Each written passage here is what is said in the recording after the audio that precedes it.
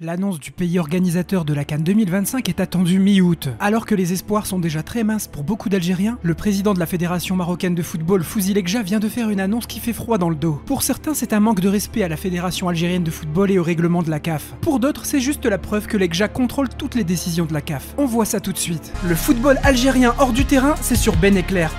Bienvenue la famille. Jusqu'à présent, les observateurs sont dubitatifs concernant les chances de l'Algérie d'organiser la CAN 2025. D'abord, il y a eu cette inspection très musclée en mars qui s'est déroulée en Algérie et qui a laissé perplexe beaucoup d'Algériens. Ensuite, l'Algérie a présenté sa candidature pour également organiser la CAN 2027, comme si elle était résignée pour la CAN 2025. Pour beaucoup, le Maroc va organiser la CAN 2025 et l'Algérie organisera la CAN 2027, comme si un arrangement était organisé. Il faut dire que les arrangements sont communs à la CAF. Rappelons que Motsepe a été imposé à la présidence de la CAF par Infantino. Tous les candidats à la présidence s'étaient retirés de la course et avaient accepté des postes secondaires en contrepartie. Tout ça grâce au soutien de Lekja qui a aidé Infantino à convaincre que Motsepe c'était le président qu'il fallait. Par conséquent, on peut considérer que Motsepe lui en doit une en quelque sorte. Alors que les espoirs étaient déjà minces, ce mardi une vidéo a circulé sur les réseaux sociaux. On aperçoit Lekja s'adresser au Parlement marocain et il affirme que le Stade de Fès aura l'honneur d'accueillir les matchs de la CAN 2025 quand le Maroc remportera l'organisation. Pour de nombreux journalistes, il n'y a plus de doute. Lekja vient d'annoncer que c'est le Maroc qui va organiser la CAN 2025. Et avant l'annonce officielle supposée se dérouler mi-août, le journaliste Hafid Deradji a carrément demandé à la Fédération algérienne de football de protester en retirant sa candidature. Il a également invité les autres candidats à déposer plainte à la commission de discipline de la CAF et de la FIFA. Il affirme même que la FAF serait déjà en train de retirer sa candidature pour la CAN 2025. Pourtant, si on regarde de plus près, les déclarations de Lekja se font dans le cadre des prévisions budgétaires. Si le Maroc l'emporte, ils doivent bien être prêts financièrement. Mais rappelons que la veille, c'est Zefizev qui s'est montré optimiste pour l'attribution de la CAN 2025. Lors de l'Assemblée Générale ordinaire qui s'est déroulée lundi, il s'est montré très optimiste. Il a annoncé que les chances d'accueillir le tournoi de 2025 étaient grandes et que l'Algérie avait déposé un dossier complet et solide. Il était donc inévitable que Lekja réponde à l'Algérie sur le terrain médiatique. La confiance et l'optimisme, c'est ce qu'il faut pour gagner. Si c'était plié, pourquoi faire une telle annonce? C'est au contraire une preuve que Lekja prend Zefizev très au sérieux. De plus, rappelons que juste après la CAN U17 qui s'est déroulée en Algérie, il y a eu un comité exécutif de la CAF qui s'est réuni sous la présidence de Motsepe à Alger. Et Fouzi Lekja a insulté Motsepe en disant qu'il n'était personne et qu'il n'avait aucun respect pour lui. Motsepe a alors répondu qu'il s'en fichait complètement. Pour on ne sait quelle raison, Lekja a donc pété un plomb, comme si le président de la CAF qui l'a mis sur le trône n'allait plus dans son sens. Après cet événement, il est naturel de penser que cette fameuse influence au sein de la CAF qu'on attribue à Lekja,